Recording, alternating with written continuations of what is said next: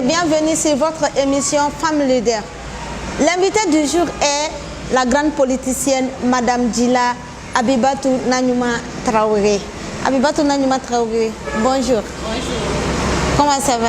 Oui, ça va très bien, merci. Et en famille, tout va bien? Ah oui, impeccable, alhamdulillah. Ah ok, Dieu merci.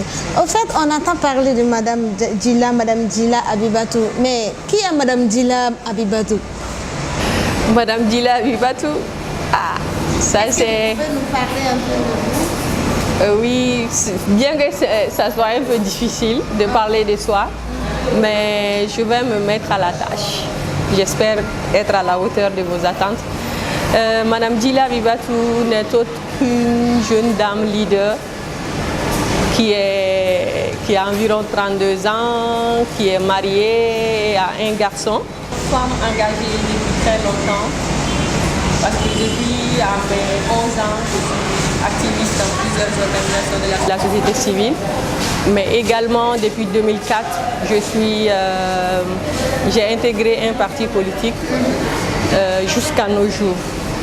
Et également, je suis la présidente du réseau des jeunes femmes leaders des partis politiques et des organisations de la société civile REGEFCO, mais également nouvellement élue conseillère municipale en commune 3 et officier d'état civil au centre principal de la même commune, où certains appellent maire délégué. Madame Djila Abibatou, comment vous vous êtes lancée dans la politique? Bon, au fait, c'était par conviction parce que depuis très jeune, j'étais dans plusieurs organisations de la société civile. Comme je l'ai dit, j'ai commencé au niveau du groupe ATT et puis après, c'était le club des champions Wane Okakene et tout ça. Donc, les mouvements avec les jeunes m'intéressaient beaucoup et on faisait des formations, des jeux concours pour renforcer les capacités des élèves, surtout à l'approche des examens, que ce soit au niveau du DF ou du bac, on renforçait leurs capacités. Donc après tout ceci, un parti politique nous a approchés pour nous faire part de leur programme. Et cela ça m'a bien plu et je me suis dit pourquoi pas, parce que oui, on est bien actif au niveau de la société civile, il serait intéressant aussi d'intégrer la sphère politique, puisque ce sont les partis politiques qui offrent le personnel pour la gouvernance. Et nous voulons amener beaucoup de changements, que nos visions soient intégrées dans l'évolution des choses. Alors cela, l'un des meilleurs espaces par rapport à ça, c'est l'espace politique.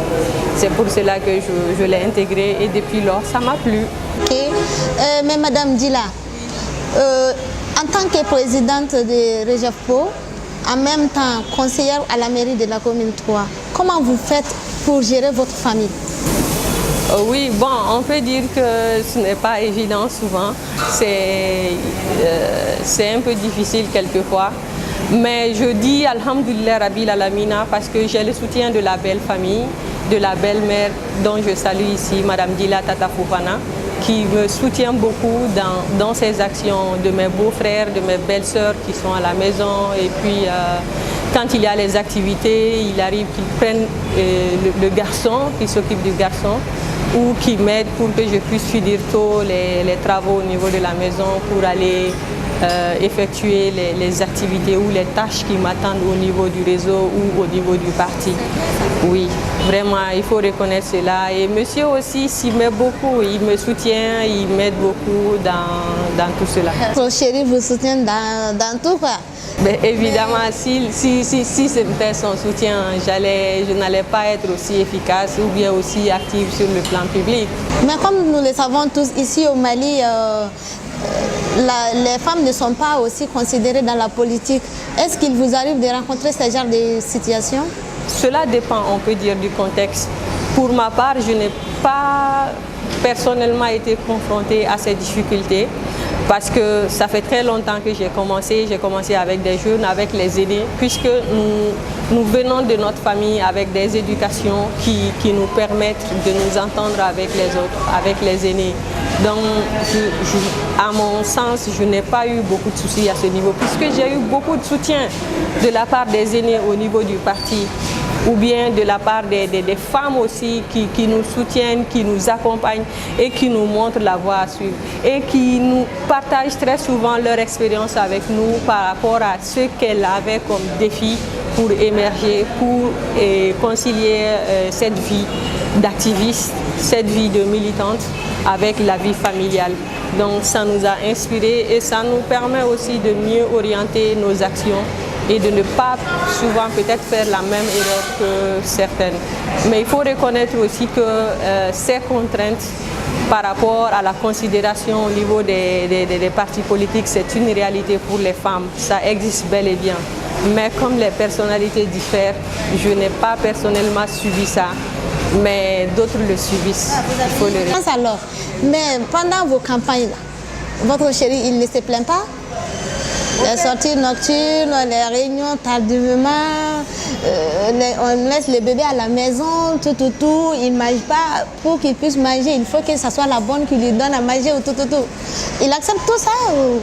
Au fait, tu sais, ce que je t'ai dit premièrement, c'est que j'ai beaucoup de chance d'avoir un mari très attentionné, d'avoir un mari compréhensif, d'avoir un mari qui me soutient. Et il n'est pas seul dans cette tâche, comme je l'ai dit, il y a la belle famille aussi qui m'aide aussi dans ce sens. Et pour les élections municipales passées, novembre, exactement le 20 novembre 2016, pendant les campagnes, mon mari n'était pas là, mais il m'a donné la permission de faire les démarches qu'il fallait pour déjà compétir et puis faire les sorties nocturnes comme tu l'as dit, parce que ça c'est une partie intégrante de la politique. Mais également je me faisais accompagner par un des beaux-frères. À chaque fois on prenait des dispositions s'il y a des sorties nocturnes pour être accompagné par un beau-frère, parce que nous les femmes on a aussi besoin de sécurité, d'être... Ouais, en plus d'être en sécurité, ben, est-ce que ce ne serait pas ou bien un peu comme votre garde du corps, quoi? Bon, j'avoue que je n'avais pas vu la chose sous cet angle, mais s'il le fait aussi, c'est légitime, c'est de bonne guerre. Ben, ce que je peux dire aussi, c'est qu'il y a la confiance entre nous. Il sait qui est sa... On le dit, la confiance n'empêche pas le contrôle. Et puis c'est très difficile parce que dans un milieu comme la vôtre, franchement, ça demande beaucoup de... Comment dire? Bon, ça je vais te rassurer sur ce plan. Hein. Ça, c'est très simple. Tu sais, on vient tous avec une éducation de nos familles. Depuis petite, je sais gérer cela. Je ne mélange pas la vie personnelle à la vie publique, à la vie politique. Pas du tout. Surtout pour une femme qui est mariée et puis qui a un enfant qui l'aime. Il est de notre... C'est une obligation, je pense, il va de soi que ce sérieux et que ce rigueur nous accompagne partout où nous sommes, que ce soit que ça soit sur le plan politique, que ce soit sur le plan professionnel, que ce soit sur le plan public de façon générale, parce qu'on s'est donné nos voix, nos consciences pour la vie. Et cela va vraiment durer. Et cette confiance-là, personne ne va la briser, parce que... Il a de la chance, hein, franchement. Bon, Madame Djila, quel conseil vous avez pour donner à donner aux femmes politiques comme vous, Au fait, ce que je vais leur dire, c'est que de continuer avec le combat, de se faire confiance, parce qu'il faut reconnaître que ça, c'est une qualité qui manque souvent au niveau des instances de décision, au niveau des militants qui sont dans les partis politiques ou bien des organisations de la société civile. Parce que du fait du triple rôle que nous avons dans la société, on se met très souvent en marche des choses. Alors que si on se bat pour notre conviction, pour notre vision, les hommes, quand même, bien que certains sont réticents, ils sont toujours ouverts. Ils veulent qu'on travaille, qu'on collabore ensemble. Nous sommes des complémentaires. Donc je vais leur dire de continuer à se battre, de se faire confiance Et nous ne sommes pas, avec les hommes, nous ne sommes pas des rivaux, mais nous sommes des complémentaires, que chacun joue le rôle qu'il peut. Si on fait bien notre boulot, bon, d'une synergie d'action, on va atteindre le but escompté assez rapidement. Mais sinon, si on se targue d'être une femme et de s'attribuer tous les, comment dire, c'est-à-dire de sortir du cadre, de penser qu'on est supérieur aux autres ou bien qu'on est suffisant tout seul, c'est ce qui peut poser problème en général. Madame Djila, apparemment vous avez effectué quelques voyages il n'y a pas longtemps de cela. Comment a été le voyage? Est-ce que c'était dans le but de la politique toujours ou bien? Oui, effectivement, ces voyages étaient dans des cadres politiques parce que fin juillet, début août, déjà j'étais en Allemagne à Gummersbach pour une formation en coalition building and strategic partnership. On était plusieurs, on était environ 24 participants à venir du monde entier, de la Russie, de l'Europe, de l'Occident et tout ça. Et la formation s'est très bien passée. Et c'est par rapport aux coalitions qu'on peut faire au niveau des partis politiques pour constituer le gouvernement, ou bien il y avait d'autres coalitions au niveau des partis politiques et de la société civile récemment, dont l'exemple est la plateforme Anté-Abana, où les politiques et les sociétés civiles se sont regroupées. Donc il y a plusieurs types de coalitions dont on a vu quand mettre en place ces coalitions, qui peut être membre et de quelle manière, avec beaucoup de détails. Vraiment, c'était très intéressant et ça nous aide en tant que militants à mieux nous organiser pour aborder ces échéances, surtout que les élections présidentielles sont pour l'année prochaine. Donc on se prépare davantage pour être à la hauteur. Et il y a environ 2 semaines aussi, on était encore en Allemagne avec la fondation Konrad Adenauer Stiftung par rapport à un voyage d'études, un voyage d'échange par rapport aux approches que les Allemands ont et les approches que les Maliens ont pour faire une comparaison.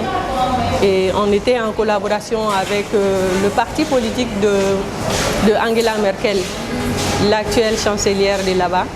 Et nous avons fait beaucoup de visites, on a visité leur parlement, on a visité ce qu'on appelle Bundestag, ainsi que leur Sénat, Bundesrat, et puis plusieurs lieux mythiques, le mur de Berlin et tout ça.